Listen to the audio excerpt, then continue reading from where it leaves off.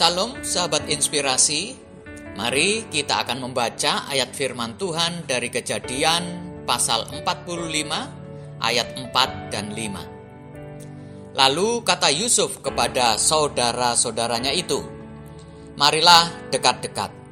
Maka mendekatlah mereka, katanya lagi, "Akulah Yusuf, saudaramu yang kamu jual ke Mesir. Tetapi sekarang janganlah bersusah hati dan janganlah menyesali diri, karena kamu menjual aku ke sini, sebab untuk memelihara kehidupanlah Allah menyuruh aku mendahului kamu." Seorang wanita bernama Sarah, setelah bertahun-tahun berinvestasi dalam sebuah relasi, ia mendapati sahabat dekatnya diam-diam menjalin hubungan dengan pasangannya. Rasa sakit dan kepahitan menguasai hidupnya dan membuatnya sulit untuk mempercayai orang lain lagi. Kita semua mungkin memiliki pengalaman menyakitkan sebagai trauma masa lalu yang jika tidak dibereskan bisa mempengaruhi kondisi mental, kualitas hidup, pola pikir, dan cara kita memandang kehidupan di saat ini.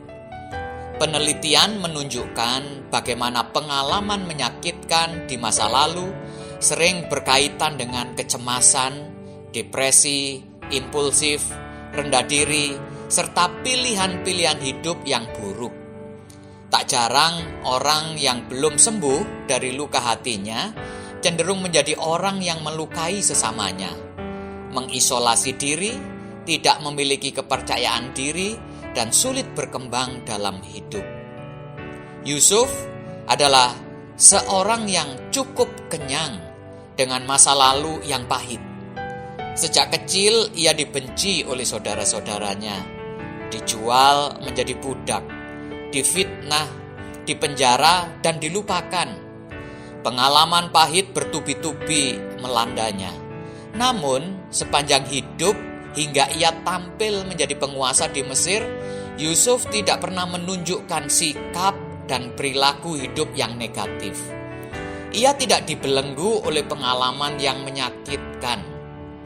Hal itu bahkan tampak jelas ketika ia dikaruniai anak pertama dan menamainya Manasye. Sebab katanya, "Allah telah membuat aku lupa sama sekali kepada kesukaranku dan kepada rumah Bapakku." Perkataan tersebut menjadi bukti yang memperlihatkan pemulihan Yusuf dari luka masa lalunya.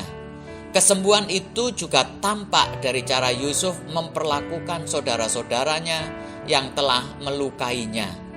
Tiada lagi kepahitan, yang ada justru kasih dan pengampunan. Maka bila hari ini kita bergumul dengan luka pahit di masa lalu, Tuhan juga sanggup menyembuhkan hati kita seperti halnya Yusuf.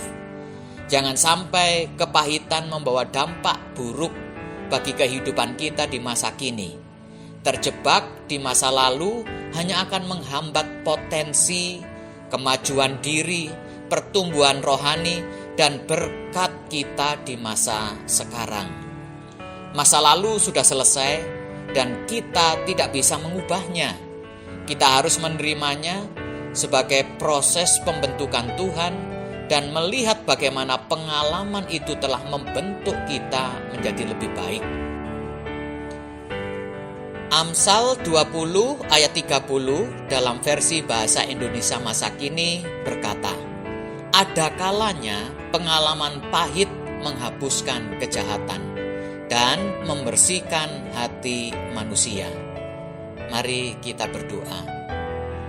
Tuhan Yesus, apapun pengalaman menyakitkan yang aku alami, firman-Mu mengatakan bahwa itu untuk membersihkan hatiku. Terima kasih bahwa Engkau sanggup menyembuhkan hatiku dan memampukan aku melihat bahwa kesukaran yang Kau izinkan terjadi pada akhirnya mendatangkan kebaikan bagiku. Terima kasih Tuhan. Haleluya. Amin. Tuhan Yesus memberkati.